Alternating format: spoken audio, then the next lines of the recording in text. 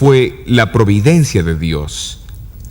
Era la luz detrás de ellos que iluminaba el sendero hacia la ciudad. Significativamente, esta luz había sido encendida al comienzo del sendero. Ellos habían esperado que ésta hubiese marcado el final del mismo, pero era bueno saber que Jesús conocía toda la experiencia y continuaría guiando a todos los que fijasen sus ojos en él.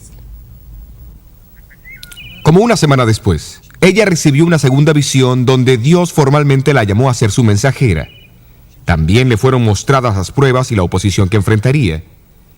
Esta visión la preocupó, pues estaba consciente de su juventud, timidez y constante enfermedad. También temió por su propio orgullo.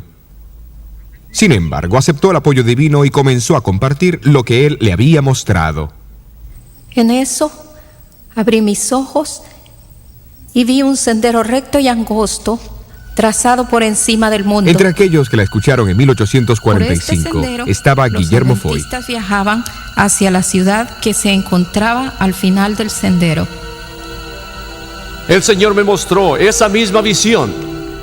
Eso fue justamente lo que vi.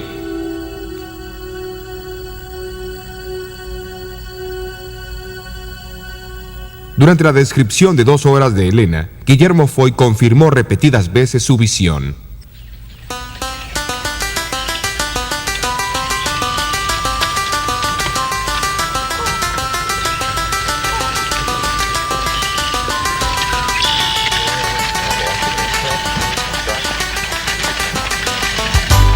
A comienzos de 1845, Elena Harmon viajó al este de Maine para encontrarse con los adventistas de allí. En febrero, mientras visitaba Exeter, recibió una visión significativa. Fue una visión del santuario celestial, donde vio al Padre levantarse del trono y entrar al lugar santísimo. Jesús lo siguió y se presentó ante él como un gran sumo sacerdote para recibir su reino.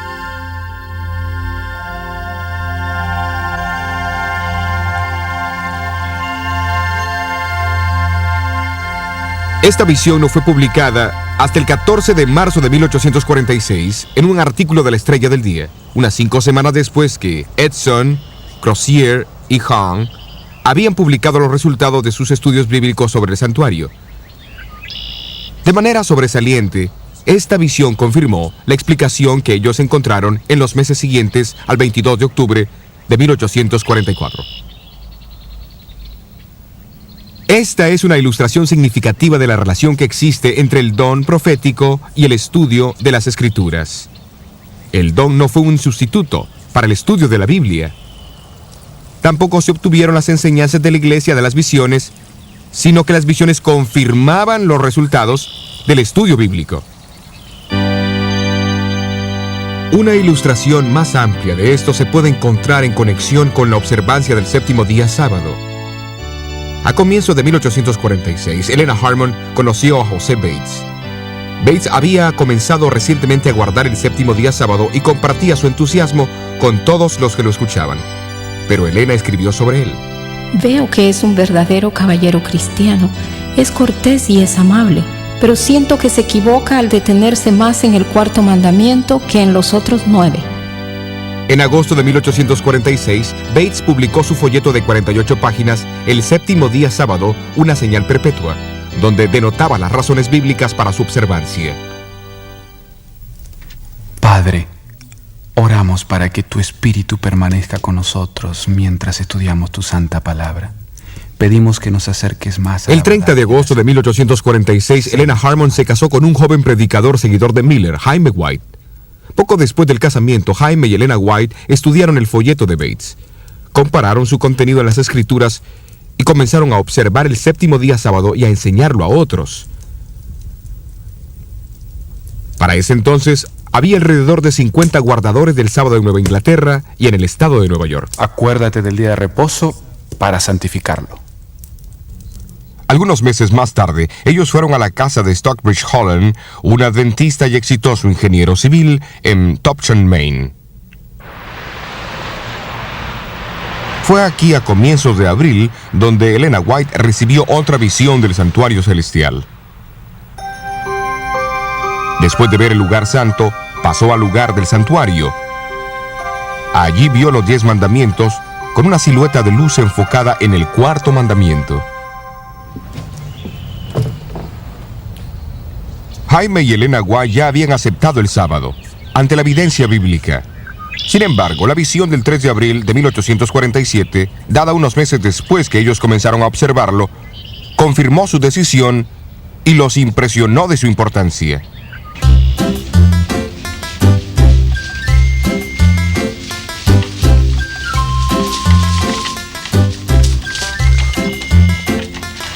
Mientras vivían en Topsham, los White aceptaron una invitación para asistir a una conferencia en Rocky Hill, Connecticut, en la casa de Alberto Belden.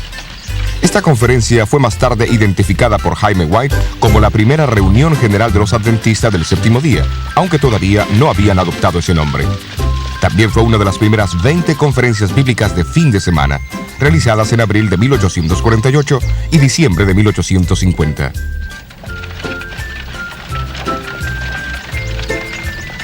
Fue durante estas reuniones cuando las enseñanzas principales de la Iglesia Adventista del Séptimo Día tomaron forma, usando los mismos métodos de Lutero en la dieta de Worms: escritura, razón y conciencia. Jaime y Elena White, José Bates, Hiram Edson y otros dirigieron los estudios bíblicos y las sesiones de oración que a menudo tomaban toda la noche. Es importante considerar el papel de Elena White en estas conferencias. Cuando el grupo llegaba a un punto en su estudio donde no podía progresar más, ella recibía una visión donde se le presentaba una clara explicación de los versículos estudiados. Sus contribuciones fueron particularmente impresionantes, porque todos sabían que mientras no estaba en visión, ella no podía entender su razonamiento. Es evidente que a través de la vida de Elena White, las visiones no le eran dadas para reemplazar el estudio de la Biblia. A fines de 1888 escribió: Dios quiere que vayamos a la Biblia para conseguir la evidencia de las Escrituras. Mientras los pioneros de la Iglesia se unían más y más en los grandes temas que estudiaban, comenzaron a ver la necesidad de publicarlos. Durante una conferencia en Dorchester, al sur de Boston, Massachusetts, en noviembre de 1848, Elena recibió una visión que envolvería a la Iglesia en un programa ambicioso. Después de la visión, Elena le dijo a su esposo que publicara un pequeño periódico y lo entregara a la gente. Desde ese pequeño comienzo, dijo haber visto como rayos de luz que iluminarían al mundo. Era un desafío impresionante para presentarlo a un puñado de pobres y nuevos creyentes. Al siguiente año, en 1849, este pequeño periódico, La Verdad Presente, fue publicado en Connecticut. Jaime White trajo 1000 copias a la casa de Alberto Belden, donde un pequeño grupo oró por la bendición de Dios. Al siguiente año, el periódico fue reemplazado por la revista y Heraldo del Segundo Advenimiento y el Sábado, conocida hoy como la Revista Adventista. Su mensaje es leído en todo el mundo.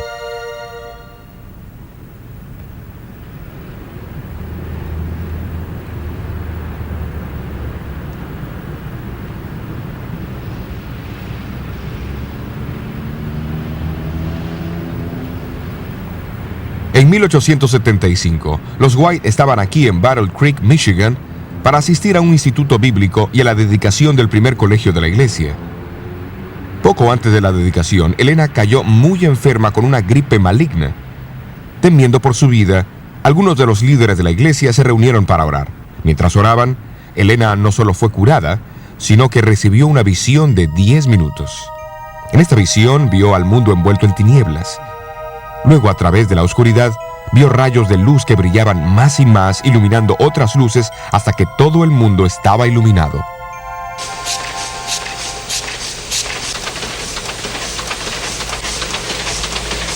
Más tarde, hablando de esta visión, ella mencionó que vio imprentas operando en todo el mundo. En ese entonces, la iglesia tenía una sola imprenta en Battle Creek. Intrigado, Jaime White la interrumpió y le preguntó si se acordaba de los nombres de los países donde había visto esas imprentas trabajando. No sé los nombres, pero si alguna vez los veo, los reconocería. Oh, recuerdo uno. El ángel dijo Australia.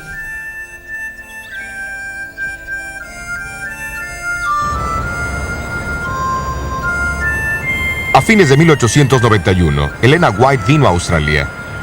Luego, después de llegar, visitó el establecimiento de la imprenta situado en Best Street, Melbourne. Reconoció a las personas que operaban las impresoras y habló de las relaciones entre ellos, basándose en la revelación recibida 17 años antes.